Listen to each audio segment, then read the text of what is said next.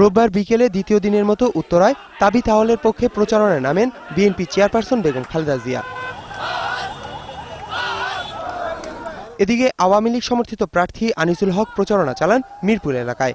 যে প্রার্থীর জন্য যিনি নামুন, এখানে সবচাইতে বড় প্রয়োজন হলো প্রার্থী কে, কাকে মানুষ বিশ্বাস করে। আর তালতলায় প্রচারণায় নামেন বিএনপি সমর্থিত প্রার্থী তাবিথ আওয়াল। নির্বাচন কমিশনের কাছে আমাদের সব অভিযোগ দেওয়া আছে, আমরা অপেক্ষায় আছি ওনারা কি ব্যবস্থা নেয় এটা দেখার জন্য। পুরনো ঢাকার রায় সাহেব বাজার, সূত্রাপুর এবং বংশাল এলাকায় প্রচারণায় নামেন দক্ষিণের মেয়র প্রার্থী সাইদ খোকন। এছাড়া দক্ষিণের বিএনপি সমর্থিত প্রার্থী মির্জা আব্বাসের পক্ষে স্ত্রী আফরোজ আব্বাস প্রচারণায় নামেন জিগাতলা এবং ধানমন্ডি এলাকায়। এদিকে নাজিরা বাজার এবং বংশাল এলাকায় গণসংযোগ করেন জাতীয় পার্টি সমর্থিত প্রার্থী সাইফুদ্দিন আহমেদ মিলন। আমার সততায় সিটি কর্পোরেশন এই দক্ষিণের মানুষ একটি নতুন যুগের সূচনা পাবে।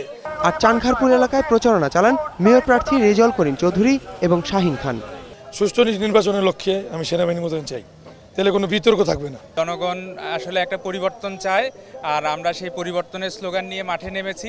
এদিকে জাতীয় প্রেস ক্লাবে জাতীয় ওলামা মাশায়েখ আইম্মা পরিষদ আয়োজিত সংবাদ সম্মেলনে ভোটের আগে সেনা মোতায়েনের দাবি জানান মেয়র প্রার্থী আব্দুর রহমান। ভোটটা নিরপেক্ষ হওয়ার জন্য এবং লেভেল প্লেইং ফিল্ডের জন্য অন্তত সেনাবাহিনী দরকার।